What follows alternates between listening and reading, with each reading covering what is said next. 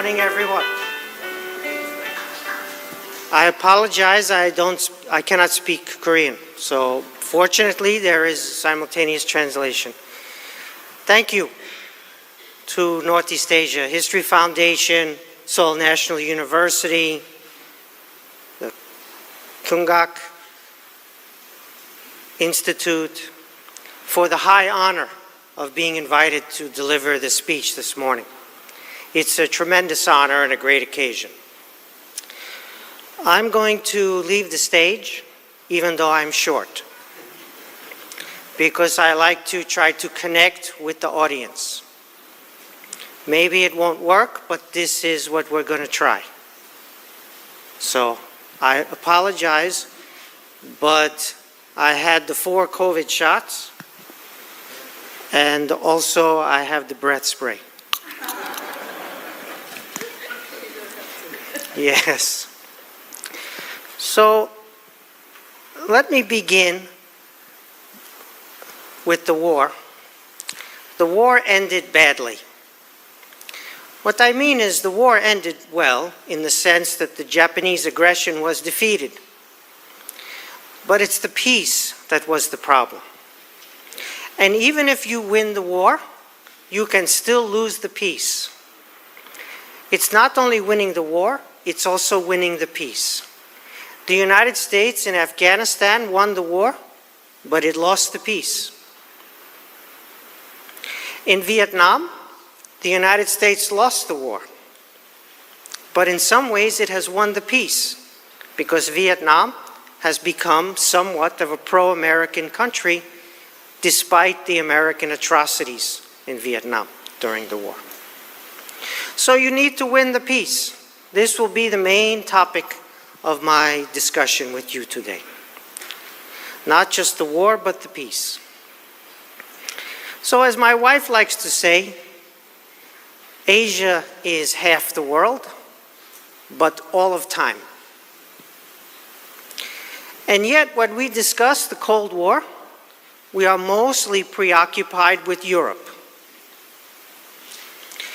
when in fact, as this audience knows best, Asia must be a central part of our story. And in fact, the Asia and European Cold War theaters are, of course, connected. The story you know well, the Iron Curtain, the tragic story, how Stalin took over half of Europe. It's a tragic story for the most part, but in fact, the Cold War story is not the tragic story. It is an uplifting story, because there's a miracle in Western Europe, and there's a miracle in East Asia, all during the Cold War. So in fact, the Cold War could be seen not as a tragic story, but as a triumphal story, or at least as something combining both the tragedy and the triumph. I'm going to try that today. I'm going to speak, my first point is I'm going to speak about what I call 4 partitions in East Asia. 4 partitions in East Asia: Korea, of course, Japan, Vietnam, and China. Korea at 38th parallel, Japan at the northern island chain connected to Hokkaido, which was renamed the Southern Kuriles. Vietnam first at the 16th parallel and then at the 20th parallel, and China at Taiwan and Hong Kong. Partition. Of course, some of these partitions are still with us today. 4 partitions is my first point. This is an unusual way to describe this period, but I think it should be the common way that we describe this period. And as I show, I hope, in the rest of this talk today, they are interconnected.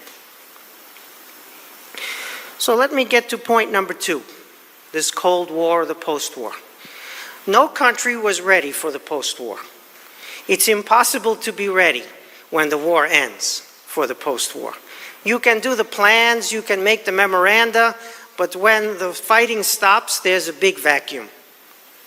And everyone is rushing to fill the vacuum. This is natural. It's predictable, even if it's not preventable. And so people rightly say that post-war solutions were improvised. For example, they say Stalin had no plan to conquer Eastern Europe. He improvised the plan, which is true. But you know, every time he improvised in the direction of freedom, of parliaments, of democracy, of rule of law. Actually, no. Every time he improvised in the direction of unfreedom, of coercion, of executions, of deportations. So it is a form of improvisation, but it is one that is based in fundamental values and institutions, unfortunately. So you cannot say only that everything is improvised. Improvised on the basis of what? What values, what institutions? Unfreedom. If you spend some time in the Communist Party archives of any country, it's quite frightening to see the moral squalor and the horrors committed in the name of the people. I've spent my entire life, longer than some of you I see have been on the planet, reading these documents. And they hold big lessons for us. So, no country was ready. Everybody was improvising, but Soviet Union was improvising only in one direction, the direction of unfreedom. And they were doing it very, very vigorously. Okay, point number 3. There was a lot of confusion because the wartime allies thought that they would keep the alliance. This was a crazy, delusional idea, but you can understand it. Who wants to continue war? The war is over. Great victory over Germany and Japan. Who wants a new war or a new conflict? They are all dreaming of a post-war of continued cooperation, but the interests diverge completely. And so there's this period of confusion when they are hoping for a better world without the conflict, but the interests diverge tremendously. Again, the focus is on Europe, especially Poland. Poland has no strategic value for the world order. Yes, that's true, unfortunately. It has tremendous value for the Poles. But Poland was a part of the Russian Empire, and Stalin was going to make sure that he controlled Poland again. So the decision was made already, 1944-45, about Poland. The big story was the China story. This is the story where the history was more open. China could go in multiple directions, and it was the most consequential for the world order. And it was the one that they paid less attention to compared to Europe and Poland. Again, for Poland, it's everything. It's existential. It's the existence of their country. I don't mean to diminish the importance of the post-war for the Poles. Nothing is more important. But for the world order, Poland has much less significance than China does, but the attention is on Poland and not so much on China. Okay.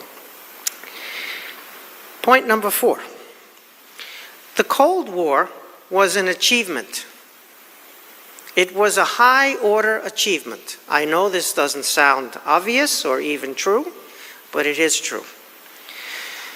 You see, the history of the Cold War is written as if it was a mistake, as if it was avoidable, as if somebody needs to be blamed for what happened, the Cold War. Blame Truman. If you're on the left, you blame American imperialism. If you're on the right, you blame Stalin. So blaming Truman, blaming Stalin, some people blame both, as if it's a misunderstanding. But it is a fundamental clash of interests and values. It's not a misunderstanding. They could talk more and it wouldn't help, because the interests, and even deeper than the interests, the values, are fundamentally opposed. And this, you must recognize this fundamental clash of interest and values and fight back against the values and interests of the other side. So Truman should get credit for the Cold War, not blame. And Stalin also gets credit because the Americans didn't want to fight the Cold War. They just wanted to go home. But Stalin made sure that the Americans engaged in the Cold War. Every time the Americans said no more, Stalin would do something. Coup in Czechoslovakia. We have the ambassador here. The coup in February 1948 in Czechoslovakia. It frightened the naive people who thought there would be cooperation in the post-war. The Berlin crisis. Of course, the Chinese Revolution. And the most important event, tragic event for consolidating America behind the Cold War was the North Korean invasion of South Korea. So Truman gets credit for recognizing the need to mobilize, and Stalin gets perverse credit because he kept pushing the Americans to mobilize in this Cold War. Let me drive the point home a little bit deeper about point number 4, the Cold War is an achievement. When two great powers clash, there are only 4 options. Great power competition, history knows only 4 options. I founded the Global History Initiative at Princeton University a long time ago, and I've been spending my whole life on this problem. The 4 options of great power, rivalry, tension, competition. Number 1 is hot war. Hot war, which is the worst option, of course. This is tens and tens of millions of dead. You know, World War II was at least 55 million dead. That's the lowest estimate. If we have a World War III, God forbid, it will be a multiple of 55 million for sure. So hot war is one option, and it's the worst option. The second option is appeasement. Appeasement is when you try to accommodate the interests of the adversary, and you discover that the more you accommodate, the more that they want. As we say, the appetite grows in the eating. And if you give, they want more. And if you give, they want more. So appeasement is appealing in some ways because you don't have a hot war, but then you are fooled because eventually you get the hot war in any case. It's just you get it on worse terms if you do appeasement. So I don't like hot war, and I don't like appeasement. Number 3 option is what we call Pygmalion. If you know from George Bernard Shaw, the play Pygmalion, where he finds the street urchin girl, the girl on the street, and he says, we make her into a lady. We transform her personality.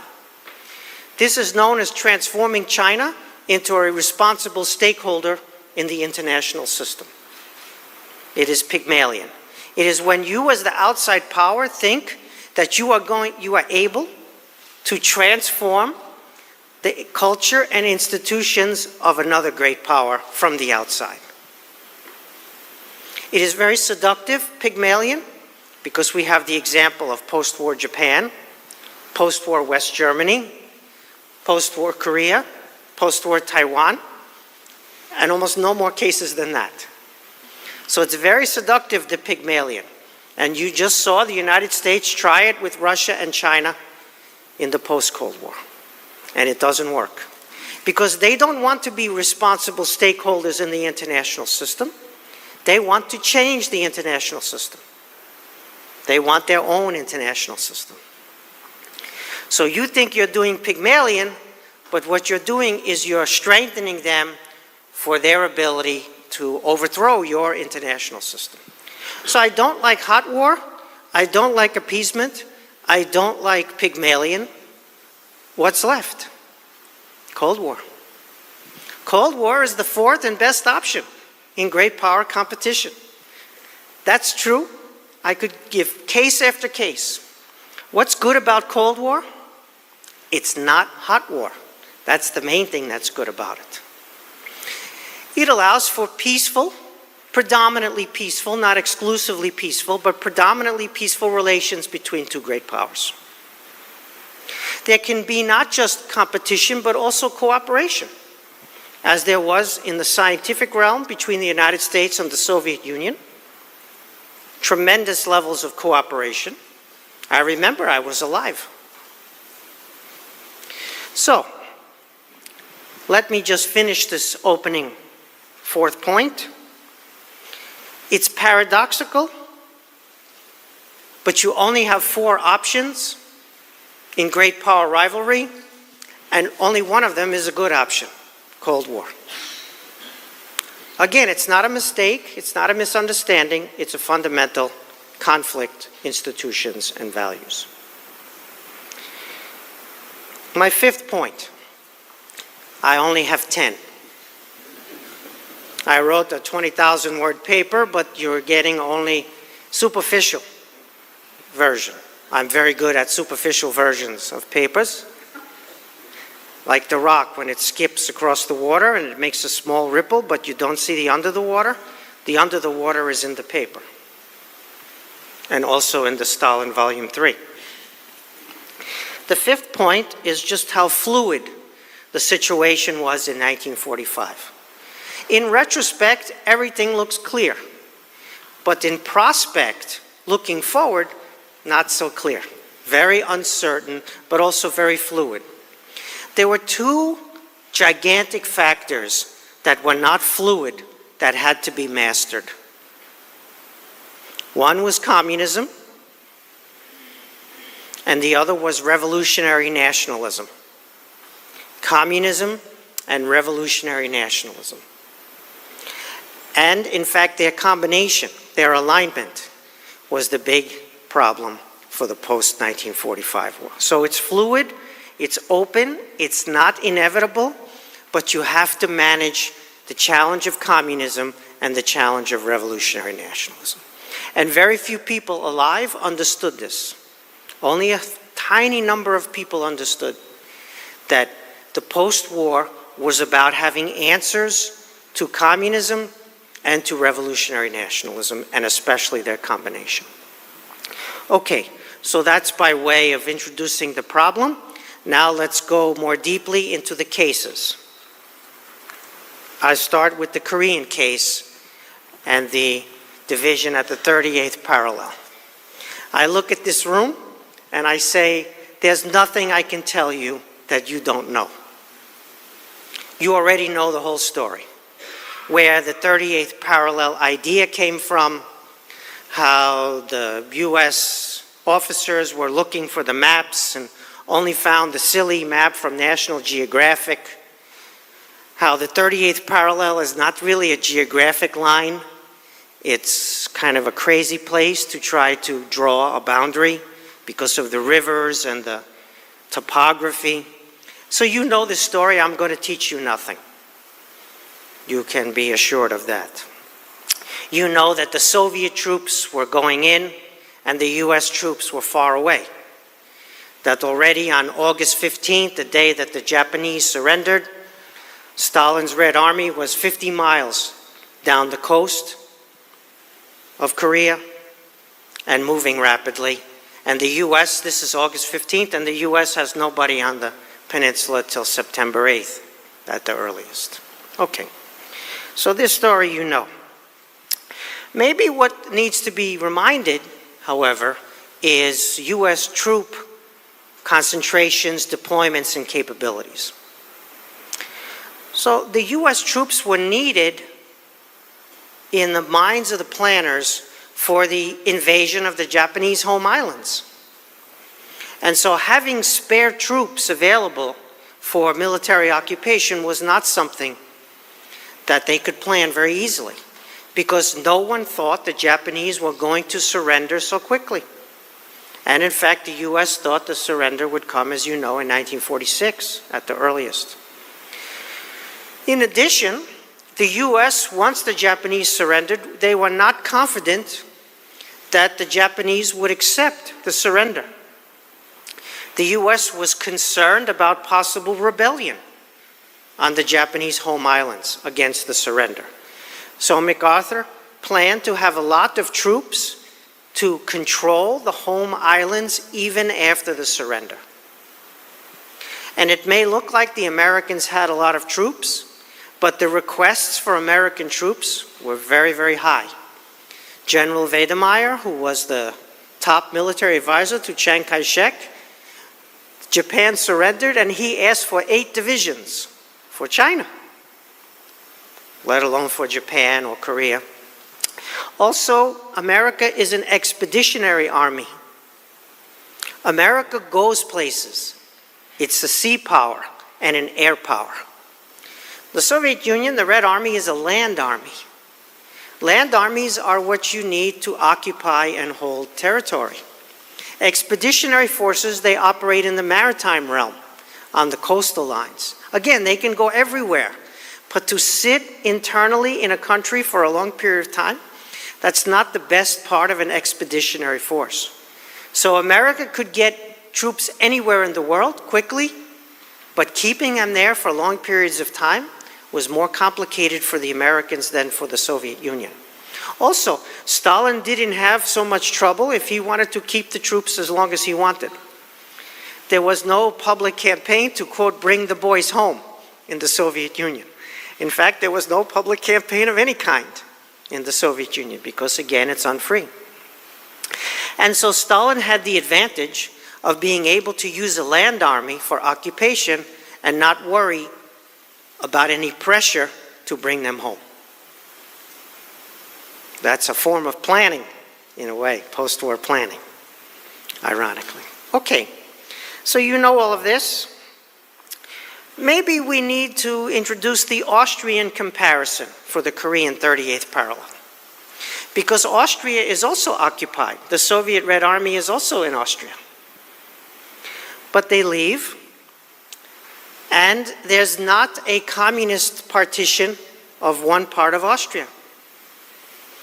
The Austrians themselves, before the occupation, form a political establishment, a political government.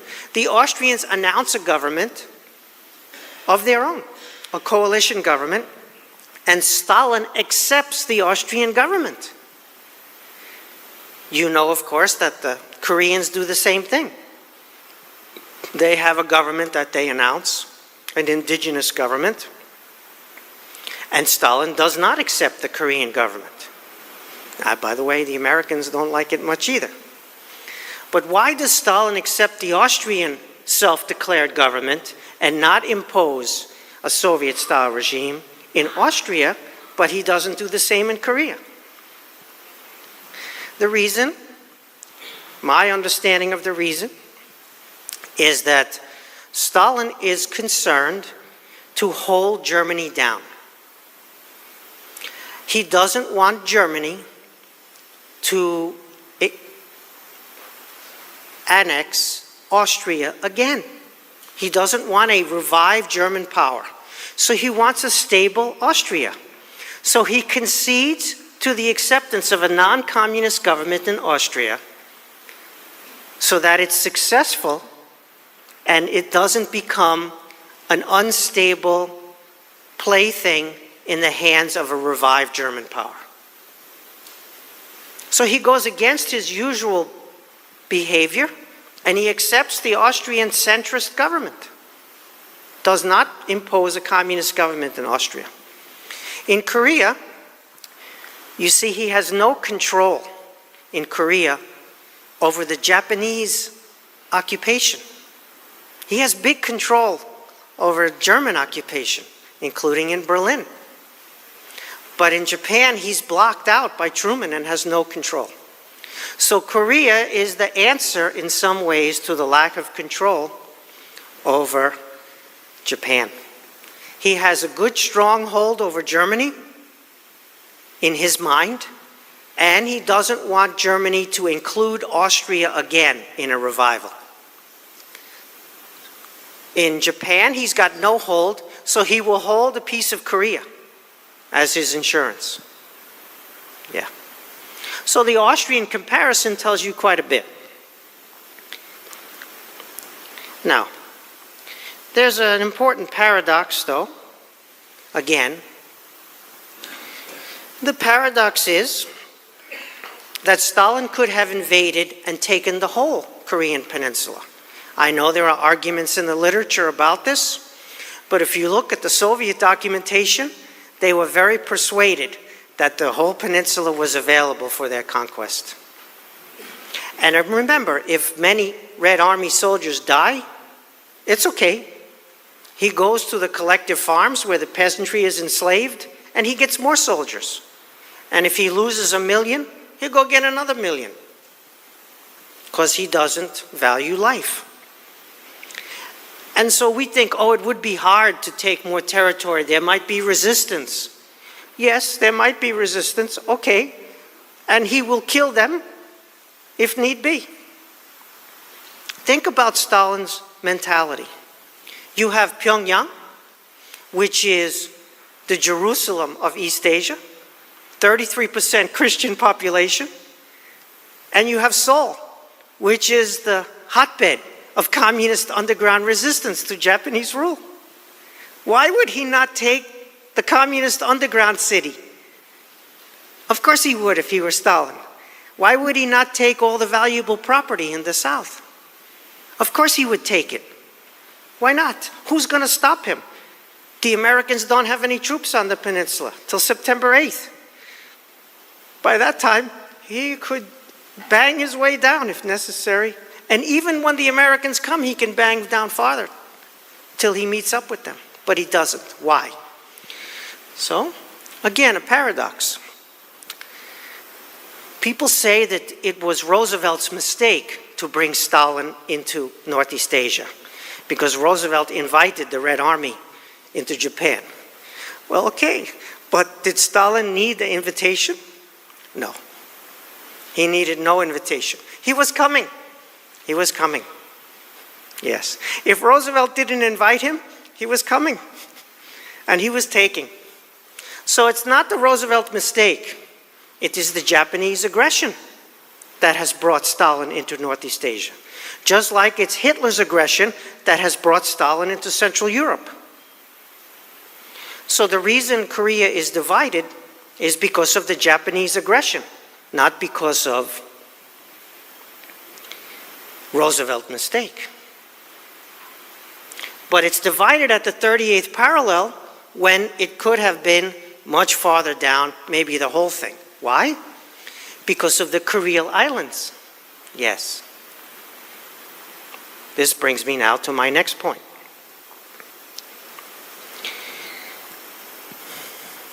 In Japan, there's a group of islands which are just north of Hokkaido.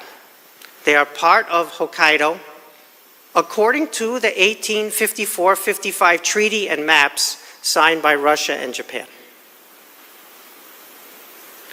But they are redefined by Stalin as the Southern Kurils. This is Itofuro, Kunashiri, Shikotan, and Habomai. They're very small little island groups, but they're very important for sea access and for military calculations. And as I said, they are not part of the definition of the Kurils. And when Stalin first sends his military after the Kurils, they have orders only for the northern Kurils, not for Itofuro and below. And the Americans have forces close enough to take them. And the Americans ask Stalin for an air base on Itofuro. And Stalin says no. Stalin says no. And the Americans are shocked. They want the temporary landing rights, air landing rights on Itofuro. And Stalin says no. Just as Truman said no to Stalin about invasion of Hokkaido, Stalin says no to Truman about the air base. But the American military could have taken it. They could have held it. Instead, it became part of the Southern Kurils. And so Truman is negotiating with Stalin by telegram. No Hokkaido, air base in Itofuro, both denied, right? Deny Hokkaido to Stalin, deny Itofuro to the Americans. So the irony, the paradox, is that Truman wants the 38th parallel because he doesn't have the forces to hold a piece of Korea. And so he doesn't want to risk angering Stalin over 38th parallel. So he concedes the Kuril Islands to Stalin. So the Japanese aggression causes Stalin coming into Northeast Asia and bringing the Soviet Union to the 38th parallel. But the partition of Japan causes Korea to be able to hold South Korea to have everything below the 38th parallel. Otherwise, you don't have it. So this is a crazy paradox. On the one hand, the Japanese caused the trouble, and on the other hand, the Japanese rescue the situation. Because Truman does not want to lose the 38th parallel, which he cannot enforce militarily, so he's afraid to anger Stalin, he concedes on the Kurils. So the Japanese partition, the redefinition of the four islands, Itofuro, Kunashiri, Shikotan, Habomai, as southern Kurils, saves the 38th parallel for South Korea. And as a result, look what we have. One of the most successful societies ever in history. South Korea, rebuilding with the armistice after 1953, after the tragic war. So again, this paradox, the Japanese bring Stalin into communism into Northeast Asia, and the Japanese suffer in order for the Koreans to have the 38th parallel as the line. I know it's a crazy idea, but then again, look who I am. Okay, now we go for Vietnam, 16th parallel. It's coming together. These are all interrelated, and you'll see there's a big picture here, even if it's a little bit superficial. How are we doing in the back? We okay? Still following? Everybody still awake? It's unusual. I'm speaking so long and everyone is still awake. Must be a good translation. Okay. All right. Vietnam. So here again, multiple paradoxes in Vietnam. You know General Order number 1, which is the order for surrender. To whom will the Japanese troops surrender? General Order number 1. And it's hurried. It's very hurried. Again, the Americans are not ready. The Japanese surrender and the order, they're drafting it and they only have a few days and they don't know what they're doing and they don't know the geography and they don't have good maps and it's crazy. But it's war. And now it's surrender. And so they decide, General Order number 1, that northern Indochina is part of the China theater of combat. The Chinese have troops on the border next to Indochina, Vietnam, and Chiang Kai-shek is commander of China theater. So the Japanese troops in northern Indochina, Vietnam, in the north, will surrender to the Chinese. And those in the southern part of Indochina will surrender to Southeast Asia Command, as it was called, which the commander is Mountbatten, so it's British. So the British are given the surrender in South Indochina, and the Chinese nationalist regime, the government of Chiang Kai-shek, is given the surrender in northern Indochina. Okay, it sounds reasonable, right? It's completely crazy. Why? This is why. So in the south, where the British, Mountbatten, takes surrender, the plan is to hand the territory back to the French. The British are going to bring the French colonial government back to South Vietnam, against the will of the Vietnamese people, but in cooperation with their French ally. And so they do this. The French don't have any troops yet. I mean, the French have lost the war. They're on the winning side only by the grace of the US and the UK. So The French don't have any troops, so who are the troops for the British to bring the French back? Yes, it's the Japanese troops, of course. So the Japanese troops, which have destroyed French rule in Indochina, are now the ones to help bring French rule back to Indochina, 1945-46.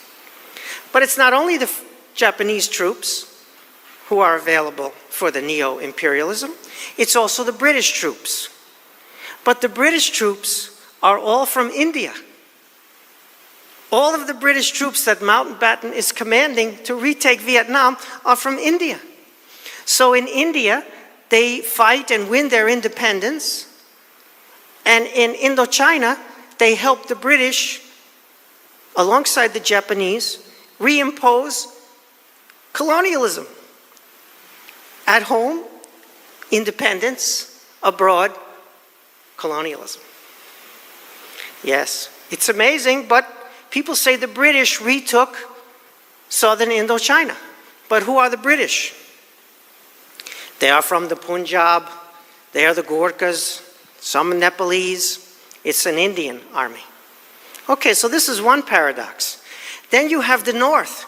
And who's in the North? But of course the Chinese, the nationalists, the Kuomintang, in the North, taking the surrender. And who are they? It's a warlord. It's actually more than one, but it's a warlord regime. And they want to plunder Vietnam for themselves, so they don't want the French back. So the Chinese nationalist government, through the warlord in northern Indochina, prevent the French from coming in. And so who can take advantage of this? The Viet Minh, Ho Chi Minh. So because of the Chinese warlord, the communists get a foothold in North Korea. So in North Vietnam. Thank you. It's just, I brought my wife for many reasons, but this one especially corrects me all the time. So think about this. At home, civil war, the Kuomintang against the communists. In Vietnam, helping Ho Chi Minh and the Viet Minh come to power against the French. History is so crazy, all of these paradoxes.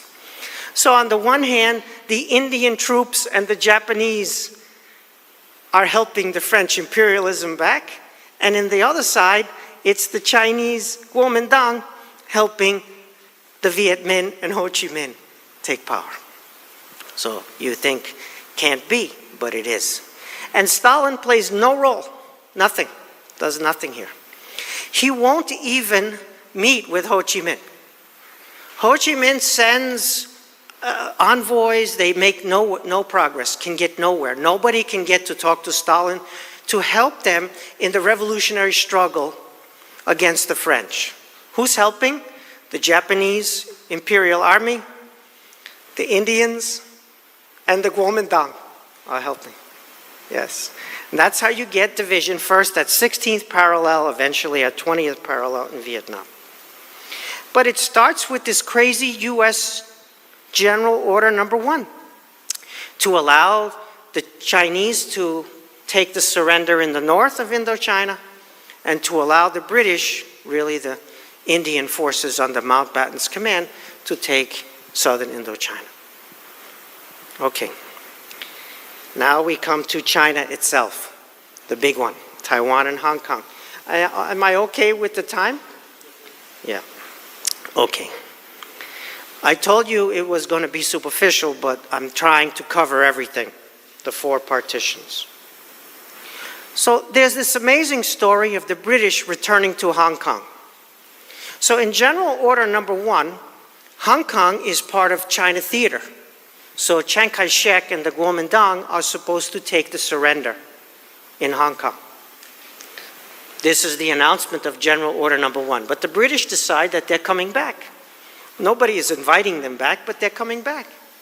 And so the British are far away. And Chiang Kai-shek is close by. He's a big army. He's a big enough army, no more than 300 miles away, could retake Hong Kong. But instead, and the British have a few boats that take 2 weeks to get to Hong Kong. But the British retake Hong Kong before Chiang Kai-shek does. Why is this important? Well, if you were going to be Deng Xiaoping and you needed an international financial center with rule of law and allocation of capital by market principles, Hong Kong would be pretty convenient for you. Hong Kong is one of the key factors in the Chinese economic miracle.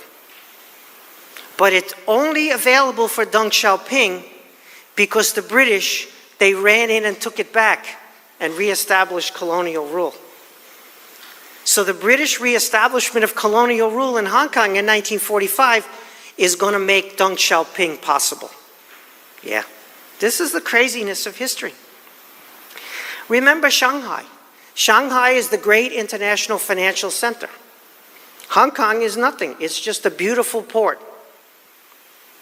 And it's the whole province above Hong Kong is just villages, rice paddies. It's a beautiful country, but there's nothing of later Hong Kong and Shenzhen that you can imagine.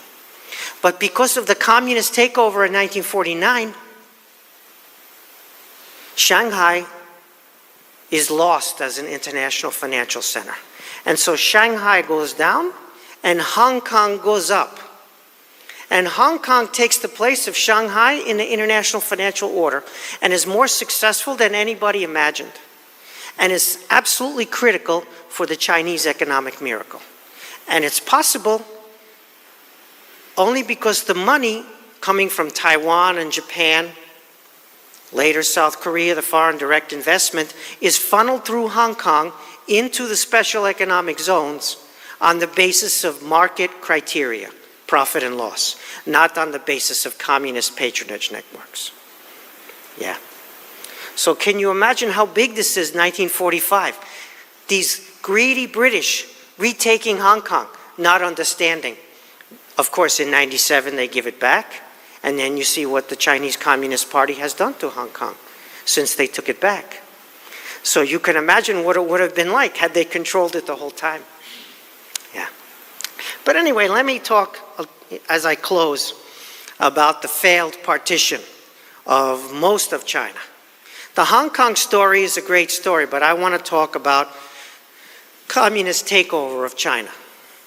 So you see, Chiang Kai-shek didn't try for Hong Kong because he wanted to get to northern China first.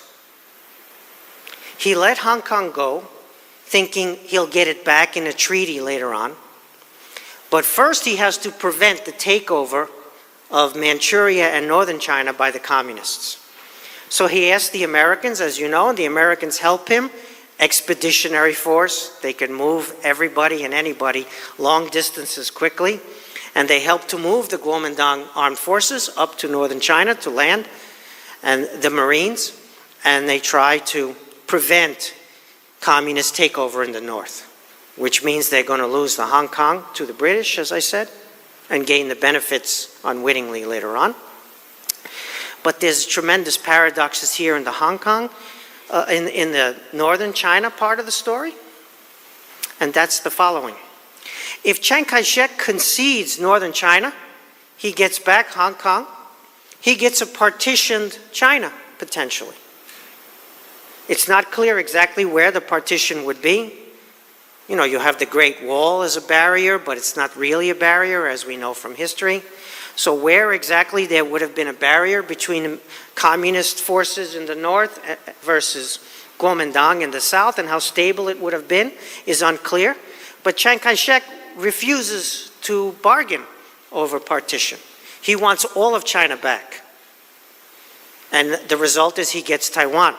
That's all of China for him, only Taiwan.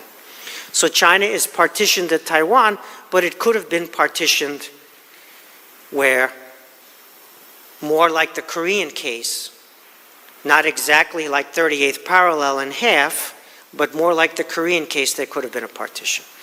But even more deeply than this, there was an option. You see the problem. Communism plus the revolutionary nationalism coming together. So who could solve this problem? Who could solve this problem? India could solve this problem. India has the partition, But they get the democratic version of nationalism with Gandhi. They don't get the revolutionary nationalism. The Communist Party in India changes the name from People's Democracy, that it's hoping to establish the goal, to National Democracy. And they become an opposition party in the parliament. It's the perfect solution. India can solve this. You need a version of nationalism that's not revolutionary and that is not aligned with communism. You failed to do this in Vietnam. You had a chance, but you failed. There was no way to prevent it in the Korean Peninsula, but at least you limited it at the 38th parallel. It never comes into Japan because the islands of partition in Japan, they are too small, no inhabitants, and there is no Japanese Communist Party in 1945, thanks to the repression. The severe repression of the imperial Japanese regime, there's no party to speak of. So the India case is a really amazing case that shows you what you needed to do. But there was even another solution for China, which was that Stalin should kill Mao.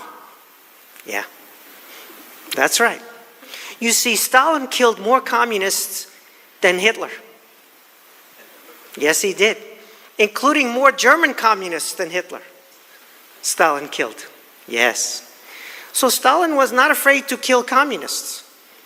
He was giving Hitler some prisoners that Hitler was demanding. Leftist prisoners. Why not? Let Hitler kill them. Save the bullets. So Stalin could have decapitated the Chinese Communist Party in a deal. But the Americans have no imagination to figure this out. Stalin was set on a sphere of influence in northern China. He wanted a Soviet sphere of influence, Manchuria, Liaodong Peninsula. You know the story well. The railroad, the ports. What the Tsar had, same type of sphere of influence, only even deeper maybe. And so, since he can take it anyway, why not make a deal for it? Why not say, okay, you can have it, but first you have to take all the Chinese communists back to the Soviet Union and put them on trial or put them in prison. You decapitate the leadership is enough with these movements. So the deal, you would have, if you were Roosevelt or Truman, you have to think like Stalin. I have to get rid of these communists. How can I do this? Stalin is my best friend to get rid of the communists. But no American is capable of thinking this. Even though, to me, as a student of Stalin, it's obvious. So if you don't have the India solution, where the democratic nationalism is stronger than the revolutionary nationalism, where the democratic nationalism co-opts the revolutionary nationalism and makes it parliamentary party, if you don't have the India solution, then you're going to get partition, or you're going to need somebody to kill the communists for you. Yeah, that would have been my idea. Okay, I conclude now. Winning the peace. I said I would come back to winning the peace.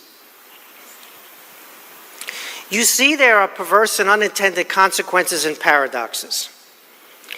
You see, the Japanese have brought their enemy, the Soviet Union and communism, into Northeast Asia. You see that the Kuril Islands have saved Korea, even though Korea is a victim of Japanese aggression.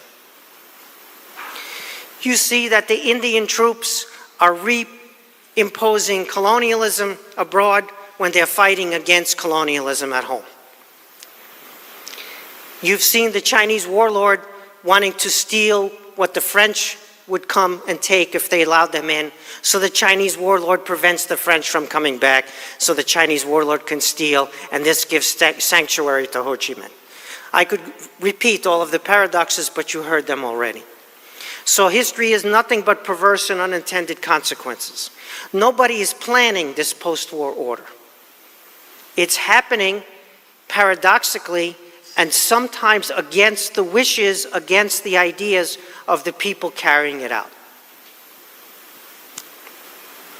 But there was an openness, because if you could figure out how to do democratic indigenous nationalism, then you could solve your problem like in India. Or if you could figure out how to do a deal with Stalin to do the dirty work for you. So how did you win the peace? Well, you won the peace with Cold War, because Cold War is an achievement. It's not hot war. It's not appeasement leading to hot war. It's not the illusion of Pygmalionism. It's Cold War. It's fantastic. But the part about the Cold War that's not so fantastic is the revolutionary nationalist piece, because you couldn't figure that piece out as well. And so the result is that you have a failure to combat revolutionary nationalism, and you have proxy wars. The downside of Cold War is the proxy wars. So the great powers don't fight, but then Korea is in the middle. You get the war in Korea. You get the war in Vietnam. You get the wars in Afghanistan. You get the Congo. You get the proxy wars, because of your failure to manage revolutionary nationalism. Communism is hard to manage, yes. Revolutionary nationalism is a little bit more pliable. And this is something, in retrospect, is clear. How clear was it in prospect? Some people knew. You can read their memorandum, but very few people knew. And the expertise was lacking on the United States side. And the French had their own interests, and the British had their own interests. And it was going to be a complicated story. But if I had more time, I don't. If I had more time, we could talk about Philippines. We could talk about Indonesia. We know that their ambassador is here. We could talk about the cases, many hard cases, not linear, but where the revolutionary nationalism was co-opted into democratic nationalism.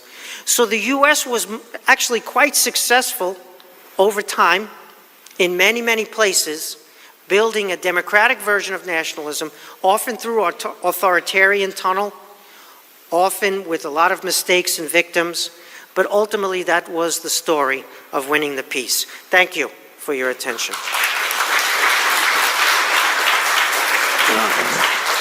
Thank you very much, Professor Kakin.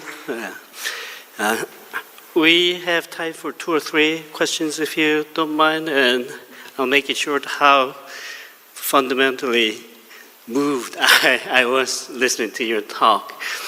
Now, okay, raise your hand and limit it to like 30 seconds and one question with a question mark. Let's start with, briefly introduce yourself. Hi, Professor Kakin. My name is Jong-hee Park from Seoul National University. I'm studying international politics.